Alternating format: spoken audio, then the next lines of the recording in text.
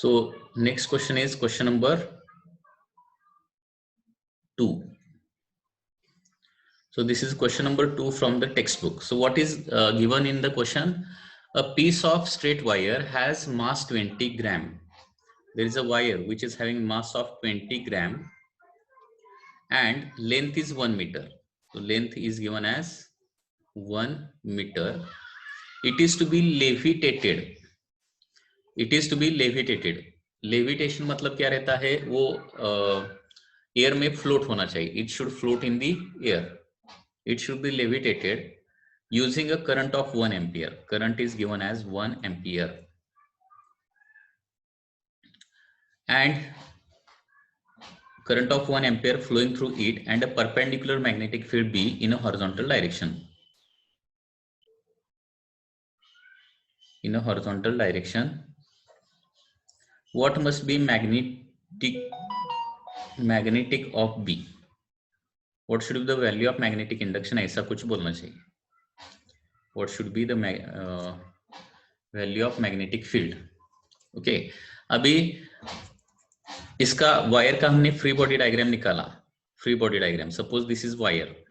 ठीक है, वायर. सो wire air में है. वो उस पर डाउनवर्ड फोर्स कौन सा रहेगा? That is mg. Weight will be the downward force. And in order to levitate it, मतलब एयर में सस्पेंड करने के लिए या फिर एयर में वो फ्लोट होने के लिए क्या होना चाहिए? जितना mg है उतना ही एक अपवर्ड फोर्स होना चाहिए. अपवर्ड फोर्स का फॉर्मूला क्या है? That is BIL. You know this bill formula.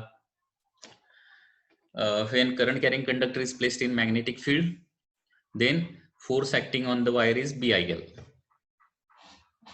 So therefore force कितना आएगा? Force acting on wire is BIL. And for levitation, okay, for levitation क्या होना चाहिए? जितना डाउनवर्ड फोर्स है उतना ही अपवर्ड फोर्स होना चाहिए. डाउनवर्ड फोर्स कितना रहेगा? mg. एंड अपवर्ड फोर्स कितना रहेगा? Force acting on a current carrying conductor, that is bill. Okay, so I can write here BIL should be equal to mg for levitation. And therefore here in the question B is to be calculated. So B का formula क्या आ जाएगा? mg divided by IL.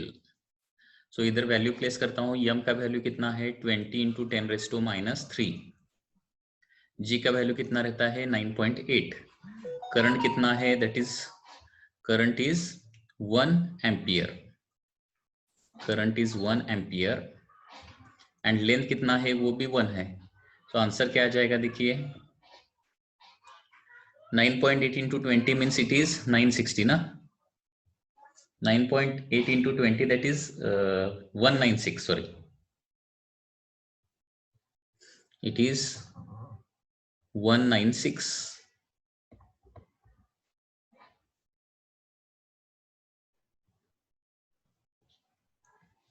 So B is coming to be 196, that is 20 × 9.8 × 10⁻³ आ जाएगा.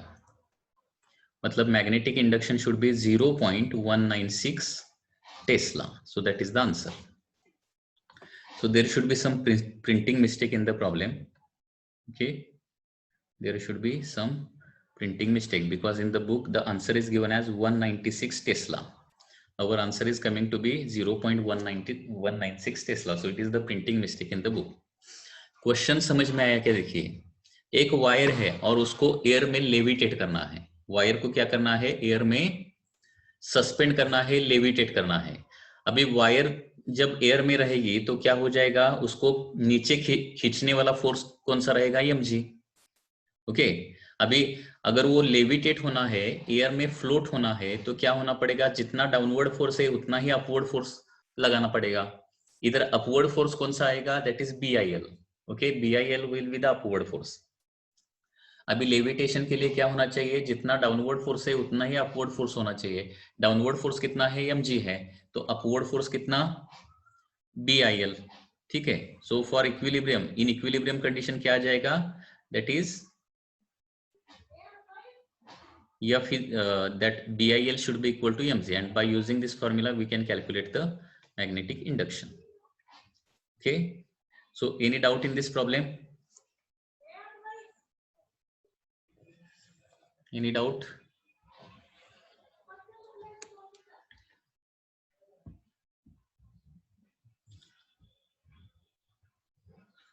Let's solve third question. Question number 3. What is the question number 3? Calculate the value of magnetic field at a distance 2 centimeter. Okay, magnetic induction calculate करना है हमें. B is to be calculated. B is the question mark. At a distance of 2 centimeter from, distance कितना दिया है? Small r, that is 2 centimeter दिया है. From a very long straight wire, मतलब क्या है इधर? Very long straight wire है which carries the current of 5 ampere. Mu naught का भी वैल्यू दिया है. म्यू नॉट का वैल्यू कितना है? 4 pi into 10⁻⁻7 weber per ampere metre है. अभी हमें पता है फॉर्मूला. कौन सा फॉर्मूला पता है? We know that magnetic induction due to very long straight conductor. क्या फॉर्मूला है? Mu not into I divided by 2 pi r. So this is the formula. That is magnetic induction due to very long straight conductor. Formula क्या है? Mu not into I divided by 2 pi r. Okay, so इधर value, सभी value place करते हैं. Mu naught का value क्या है? 4 pi into 10⁻⁻7. Current कितना है? 5 ampere divided by 2 pi and distance कितना है? 2 centimetre. 2 centimetre means 2 into 10⁻⁻2 metre. Centi means 10⁻². So 2 pi into 2 means it is 4 pi. So this 4 pi, okay, this 4 pi and 4 pi get cancel and therefore magnetic induction will be B is equal to, इतना हो जाएगा. Numerator पे क्या बचेगा? 5 into 10⁻⁻7 and denominator पे 10⁻². So magnetic induction is 5 into 10⁻⁻5 Tesla. Okay, 5 into 10⁻⁻5 Tesla. That is the answer. Value of magnetic field at a distance 2 centimeter from a very long straight wire carrying current of 5 ampere. Okay, so mu naught into I divided by 2 pi r is the correct formula. So mu naught का value है 4 pi into 10⁻⁻7 into 5 divided by 2 pi and distance कितना है? 2 centimeter, मतलब 2 into 10⁻². So this 4 pi get cancel and remaining thing is 5 into 10⁻⁻5. That is the answer. Okay, so this is the correct answer. Next, number 4. An electron is moving with speed. Electron का speed दिया है. कितना speed दिया है? Speed is 3 into 10⁻⁻7. This is the speed of electron in meter per second. Okay, in a magnetic field of 6 into 10⁻⁻4 Tesla. So B is given as 6 into 10⁻⁻4 Tesla, and it is moving perpendicular to magnetic field, perpendicular to its path. What will be the radius? Okay, there is a printing mistake. Radius of the path, मतलब small r निकालना है, small r. What will be frequency and energy? इधर frequency भी निकालने हैं और energy भी निकालनी है. Energy is to be calculated in kilo electron volt. Okay, given, और क्या क्या दिया है? Mass of electron is given as 9.1 into 10⁻31 kilogram. उसके बाद चार्ज दिया है. चार्ज कितना है? That is 1.6 into 10⁻19 coulomb and 1 electron volt का वैल्यू दिया है. तो पहले तो radius. Okay, first of all we are going to calculate the radius. Okay, so radius का फॉर्मूला आपको पता है. फॉर्मूले should be mugged up. Remember this thing. Okay, all the formulae must be mugged up. Okay, so पहला तो radius निकालेंगे. Radius, when a charged particle is moving inside magnetic field. Okay, radius का formula क्या आता है? mv by q भी आता है. रेडियस का फॉर्मूला mv/qb, इसमें सिर्फ वैल्यू डालेंगे। मास कितना है, that is 9.1 into 10⁻31 kilogram, that is the mass of electron. v velocity कितना है, 3 इंटू 10⁻7 मीटर पर सेकंड है, डिवाइडेड बाय q मतलब क्या रहेगा, चार्ज ऑन इलेक्ट्रॉन कितना रहता है 1.6 into 10⁻19 and magnetic induction B कितना है 6 इंटू 10⁻4 टेस्ला।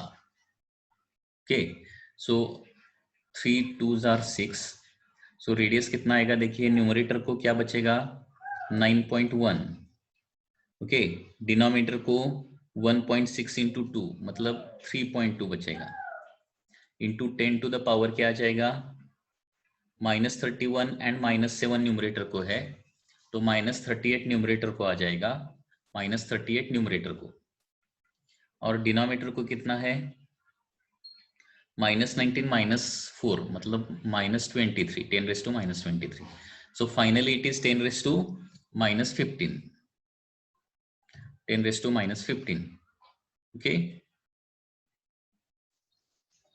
so रेडियस का आंसर इधर नहीं दिया है, so this will be the radius, so this calculation is to be done by using the log table, that is 9.1 divided by 3.2, okay, 9.1 divided by 3.2, it is coming to be 2.843, 2.843 into 10⁻, that is -15 meter, okay, so this is the radius, ठीक है। उसके बाद क्या निकालना है, frequency निकालना है, frequency.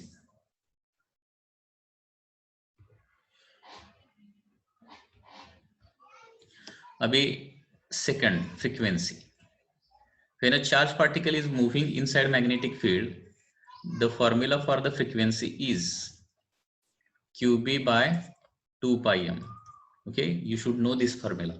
Time period का फॉर्मूला क्या रहता है 2 pi m by qb, time period का 2 pi m by qb, so frequency is reciprocal of the time period, that is qb by 2 pi m रहेगा, ठीक है। इधर भी वैल्यू डालता हूँ, चार्ज कितना है 1.6 इंटू 10⁻⁹, मैग्नेटिक इंडक्शन कितना है, magnetic induction is 6 into 10⁻⁴ tesla, divided by 2 pi into mass कितना रहता है 9.1 into 10⁻31, so frequency is equal to, अभी 2 से 6 को डिवाइड किया तो 3 हो जाएगा, सो न्यूमरेटर को क्या रहेगा 1.6 इंटू 3 मतलब 4.8, 4.8 divided by 4.8 divided by denominator को क्या रहेगा 9.1 इंटू पाई रहेगा, करेक्ट है ना। अभी न्यूमरेटर को पावर देखिए, पावर न्यूमरेटर का 10⁻⁻23 रहेगा, -23, ओके, बिकॉज -99 -4 ना, -23, और डिनोमिनेटर को कितना है -31 है, तो कितना हो जाएगा, that is -23 minus minus plus 31, so 31 minus 23 means 10⁸ हो जाएगा, 10⁸, ओके। सो अभी लॉग टेबल से ये कैलकुलेशन करना पड़ेगा, 4.8 डिवाइडेड बाय 9.8 इंटू पाई, तो 4.8 divided by 9.1, okay, divided by 3.142, इसका आंसर आता है दैट इज 0.1678, 0.1679 आता है, 0.1679 इंटू 10⁸ हर्ट्ज आ जाएगा, सो फ्रीक्वेंसी आ जाएगा। अभी मेगा हर्ट्ज में इसको लिख सकते हैं, मेगा हर्ट्ज लिखने के लिए क्या करना पड़ेगा, 10⁸ का 10⁶ करना पड़ेगा, ओके। अभी 10⁶ किया तो 10⁻² मतलब 100 से इसको मल्टीप्लाई किया तो क्या हो जाएगा 16.79 हो जाएगा, so frequency is 16.79 megahertz, okay, so that is the answer,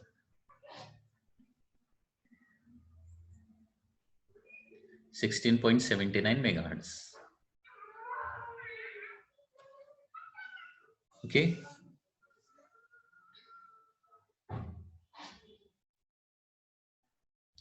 16.79 megahertz, this is the frequency. Exactly value coming to be 16.79.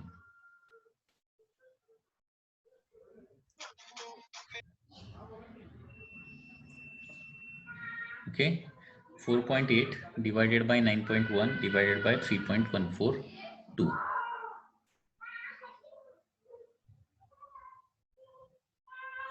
So this is the correct answer. That is 16.79 megahertz. You can also do the calculation. And third is the energy निकालना है अभी, energy third.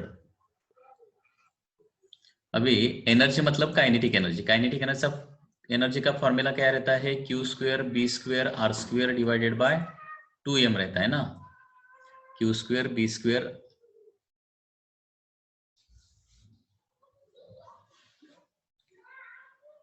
what will be frequency and energy in kilo electron volt.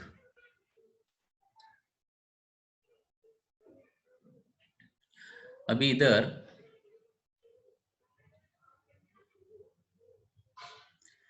Velocity तो directly दी गई है. Velocity पता है, मास पता है, तो वही काइनेटिक एनर्जी रहेगी ना. तो Q square B square R square by 2m formula use करने की इधर जरूरत नहीं है. It is not necessary to use this formula because we know the velocity. Okay, we know the velocity and mass and therefore directly we can do that calculation. So energy means क्या रहता है? Kinetic energy रहता है. So energy is equal to half m v square. So energy is equal to half into mass कितना रहेगा? 9.1 into 10⁻31 into phi square. Phi square is 3 into 10⁻7 square. अभी ये answer किस में आ जाएगा? जूल में आ जाएगा, जूल. अभी इलेक्ट्रॉन वोल्ट में निकलना है तो क्या करना पड़ेगा? 1.6 इंटू 10⁻19 से डिवाइड करना पड़ेगा. मतलब न्यूमरेटर को क्या आ जाएगा? 9.1 into 10⁻31 as it is. 3 into 10⁻7 का स्क्वायर क्या हो जाएगा? 9 इंटू 10⁻14 हो जाएगा डिवाइडेड बाय ये 2 तो एज इट इज रहेगा. 1.6 इंटू 10⁻19 ये क्या आ जाएगा? इलेक्ट्रॉन वोल्ट में आ जाएगा. ये ध्यान में रहना चाहिए. जूल का अगर इलेक्ट्रॉन वोल्ट में कन्वर्जन करना है तो किससे डिवाइड करना पड़ेगा? कितनी वैल्यू से डिवाइड करना पड़ेगा? 1.6 इंटू 10⁻19 से डिवाइड करना पड़ेगा जूल का इलेक्ट्रॉन वोल्ट में कन्वर्जन करने के लिए. So energy will be equal to अभी 9.1 इंटू 9 मतलब 81.9 हो जाएगा divided by 3.2. Okay, so numerator को 9.1 इंटू 9 सो 81.9 हो गया. 1.6 इंटू 2 मतलब 3.2 हो गया. अभी पावर का कैलकुलेशन सिर्फ है. पावर का कैलकुलेशन कितना रहेगा? -31 -14. ओके, कितना हो जाएगा? दैट इज -45 हो जाएगा. -45 माइनस प्लस 19 मतलब कितना हो जाएगा? ये 36. सो 10⁻36 हो जाएगा. -36. Okay, so 9. Okay, so 9 into 10⁻, sorry, velocity is 3 into 10⁻7. ऐसा हो नहीं सकता. ये भी प्रिंटिंग मिस्टेक है बुक में क्योंकि वेलोसिटी इलेक्ट्रॉन की इतनी कम नहीं रहती है. Velocity is not so much small. इधर भी हमने क्या किया है? इधर फ्रीक्वेंसी में रेडियस में 3 इंटू 10⁻7 लिया है. सो 3 इंटू 10⁻7 एक्चुअली नहीं होता है. 3 इंटू +7 रहेगा वेलोसिटी का. ओके, तो कैलकुलेशन चेंज हो जाएगा सब कुछ. सो this is one more mistake in the book, printing mistake in the book. नए बुक में बहुत सारे प्रिंटिंग मिस्टेक है बोर्ड की. इलेक्ट्रॉन की वेलोसिटी इतनी कम नहीं रहती है. 3 इंटू 10⁻7 मतलब वो घूम ही नहीं रहा है. It is moving very very very slowly. ऐसा कभी नहीं होता है. इलेक्ट्रॉन का मोशन तो close to velocity of light रहता है जनरली. इतने कम वेलोसिटी से जाएगा तो आंसर हमारा करेक्ट नहीं आएगा. अभी क्या करेंगे इसमें? 3 इंटू 10⁻+7 ले लेंगे, क्या होता है देखेंगे। 3 इंटू 10⁻+7 तो न्यूमरेटर को क्या हो जाएगा, +14 हो जाएगा। 10⁻+14 तो अभी कैलकुलेशन क्या आ जाएगा, -31 + 14 मतलब कितना हो जाएगा, 17 -17 न्यूमरेटर को आ जाएगा -17 बिकॉज 31 - 14 मतलब 17 ना, एंड डिनोमिनेटर को कितना है, दैट इज -19 -19 ऊपर जाके +19 हो जाएगा, सो 10⁻2 आ जाएगा इधर। Okay, so 10⁻2 will come there.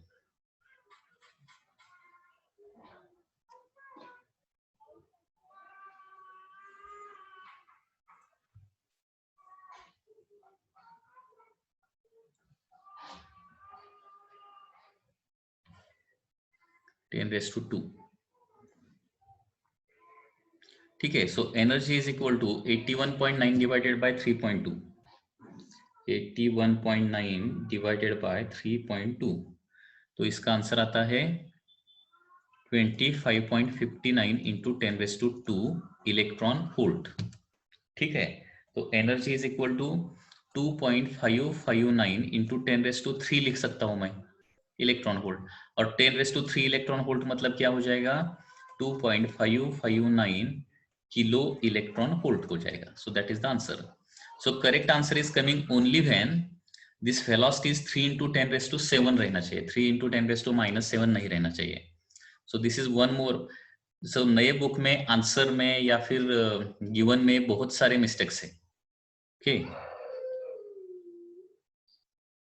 So any doubt in this case, any doubt in fourth problem, tell me if any doubt is there or not।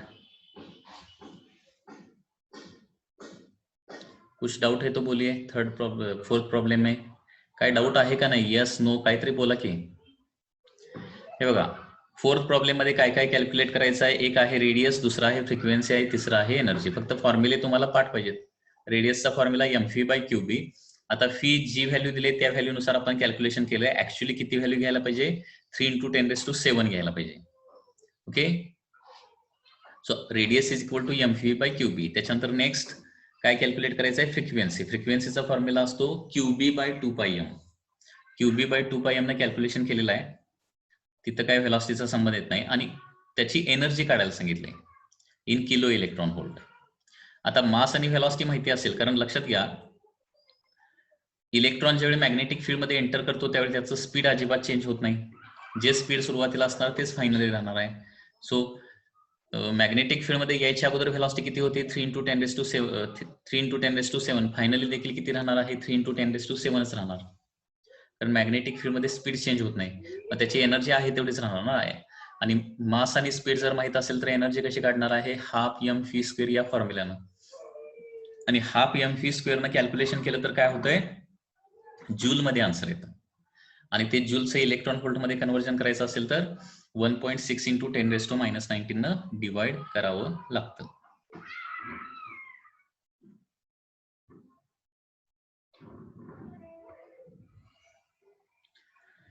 Purposefully या न्यूमेरिकल प्रॉब्लेमचं मी रेकॉर्डिंग करायला लागलोय। ठीक आहे, हे जे रेकॉर्डिंग आहे ते तुम्हाला त्या युट्यूब चॅनलवर बघायला मिळेल, त्याच्यावर मी अपलोड करतो। ठीक आहे,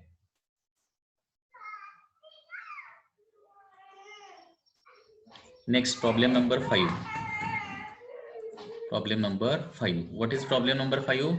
N alpha particle, the nucleus of helium atom with charge +2 is accelerated and moves in a vacuum tube with kinetic energy।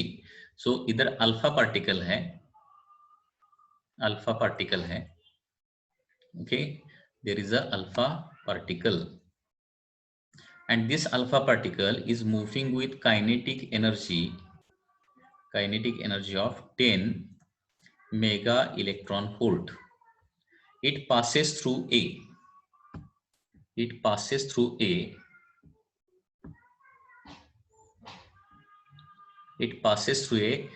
uniform magnetic field। so here magnetic field is also there, that is 1.88 Tesla।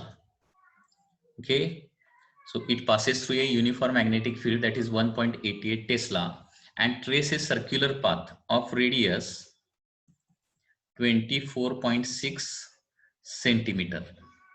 Okay, obtain the mass of alpha particle. Mass is to be calculated. Mass of the alpha particle is to be calculated. Given charge on the electron वगैरह वगैरह दिया है, ठीक है। अभी radius का formula हमें नहीं, काइनेटिक एनर्जी दिया है ना, तो काइनेटिक एनर्जी का फॉर्मूला हमें यूज करना पड़ेगा। ओके, जब कोई भी चार्ज पार्टिकल मैग्नेटिक फील्ड में एंटर करता है तो उसका काइनेटिक एनर्जी कितना रहता है? Kinetic energy is equal to q square b square r square by 2m. So this is the formula for the kinetic energy. Velocity का फॉर्मूला क्या रहता है, या फिर रेडियस का फॉर्मूला क्या रहता है? mv by qb. ये फॉर्मूला हम यूज नहीं कर सकते हैं। क्यों नहीं यूज कर सकते हैं? मास निकालना है, radius is given, charge is known to us, B is known to us, लेकिन वेलोसिटी पता नहीं है। अगर वेलोसिटी दिया होता तो ये फॉर्मूला हम यूज कर सकते थे रेडियस का। सो काइनेटिक एनर्जी दिया है, मतलब काइनेटिक एनर्जी का फॉर्मूला यूज करेंगे।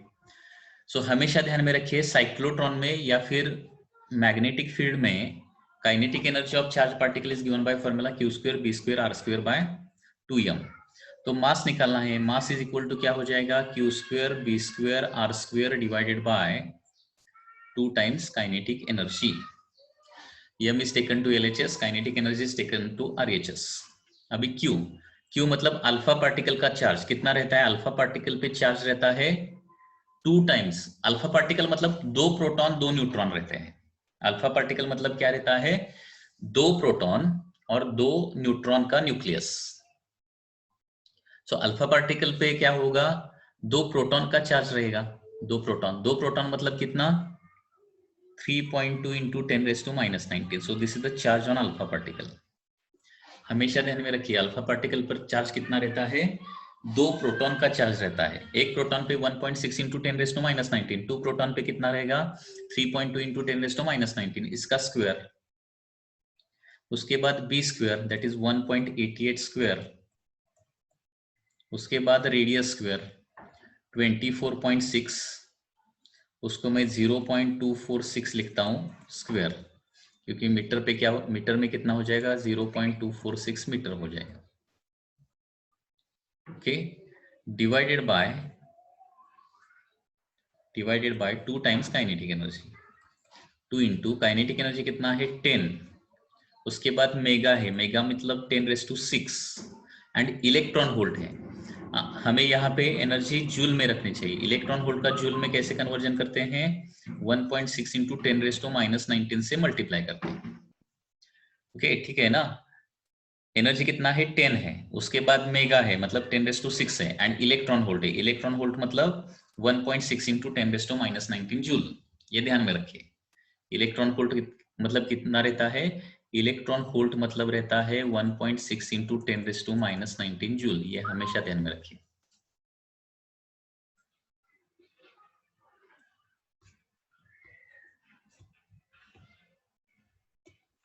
नेक्स्ट, अभी मास का कैलकुलेशन, ठीक है। न्यूमरेटर में सब कुछ स्क्वायर है, डायरेक्टली इसका मल्टीप्लिकेशन करके स्क्वायर करता हूं। 3.2 इंटू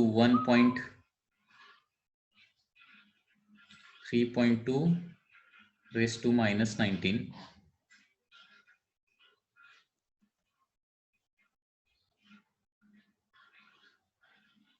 इंटू 1.88 इंटू 0.246, ओके, और इसका स्क्वायर करना है।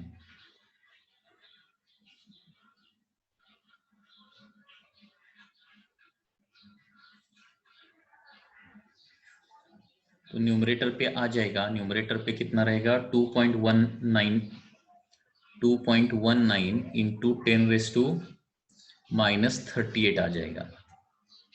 अभी डिनोमिनेटर पे अभी 1.6 इंटू 2 है मतलब 3.2 हो जाएगा, इंटू 10 का पावर का कैलकुलेशन 10 इंटू 10⁶ मतलब 10�7, एंड 10�7 इंटू 10 माइनस 19 कितना हो जाएगा? 10 minus 12।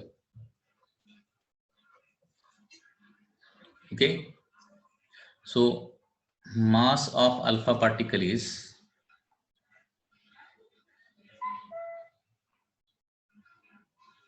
this value divided by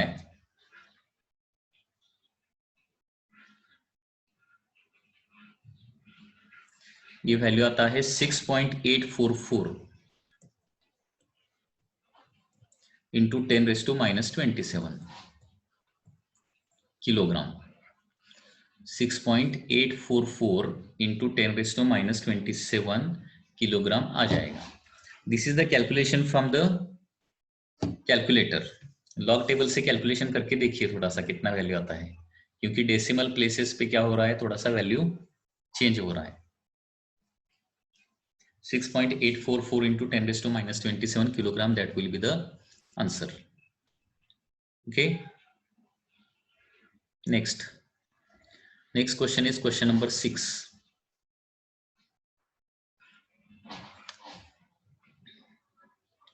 question number 6 क्या है देखिए. Two wires shown in figure are connected in a series circuit and the same amount of current 10 ampere passes through both. These two wires are connected in series circuit, okay, and same current of 10 ampere passes through both, but in opposite directions. Opposite direction में current pass होता है. The separation between two wires is 8 mm. दो wire का separation 8 mm है. The length AB is S is equal to 22. AB का length कितना है, 22 centimetre है. Obtain the direction and magnitude of magnetic field due to current in wire 2 on section AB of wire 1. Obtain the magnitude and direction of force on wire 1. Magnitude and direction of force on wire 1. Okay, मैंने already बताया है, अगर दो wires है देखिए, okay, if there are two wires, two parallel wires है इस तरह से.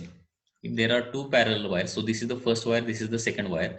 अगर लाइक करंट है, like current, so if the current is flowing in the same direction, there is क्या रहता है, there is attraction. And if currents are flowing in opposite direction, then there is a repulsion. ठीक है, अभी क्या निकालना है, conductor due to conductor 2 AB पर मैग्नेटिक इंडक्शन या फिर मैग्नेटिक फील्ड कितना रहेगा वो निकालना है. कंडक्टर 2 मुळे लक्षात घ्या, AB वर मॅग्नेटिक फील्ड किती ऍक्ट होणार ते काढायचंय, कारण इथे बघा, obtain direction and magnitude of magnetic field due to current in wire 2. म्हणजे वायर 2 च्या करंट मुळे AB या ठिकाणी किती मॅग्नेटिक फील्ड डेव्हलप होणार ते काढायचं आहे, त्याची डायरेक्शन पण काढायची आहे. ओके, आणि दुसरी गोष्ट म्हणजे फोर्स पण AB वर ऍक्ट होणारा फोर्स देखील काढायचा आहे. AB वर किती फोर्स ऍक्ट होणार, तो रिपल्सिव्हच ऍक्ट होणार आहे, किती ऍक्ट होणार तो काढायचा आहे, लक्षात घ्या. ओके, सो गिवन लिहूया आता. Current in both wire is 10 ampere.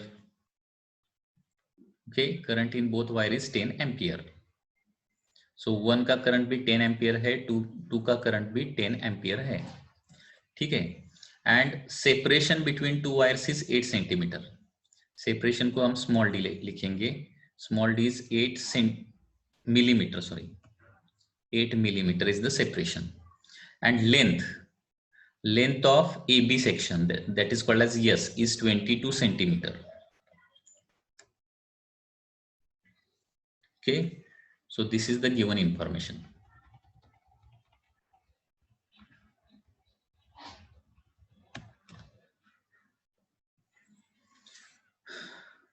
I1 is equal to 10 ampere, I2 is equal to 10 ampere.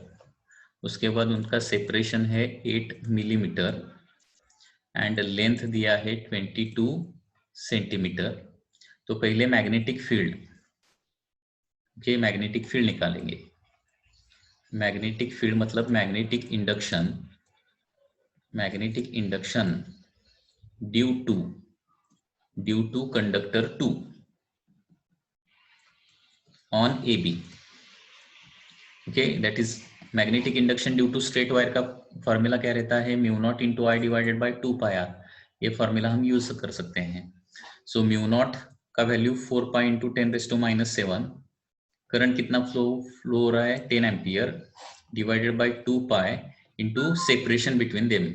उनका सेपरेशन कितना है, 8 मिलीमीटर है। 8 millimeter is the separation between them. So 8 into 10⁻³ Okay. So magnetic induction B is equal to 2π से 4π को divide किया तो 2 होगा, 2 से 8 को डिवाइड किया तो 4 हो जाएगा। So 1/4 इंटू 10 कितना हो जाएगा, 10⁻1/4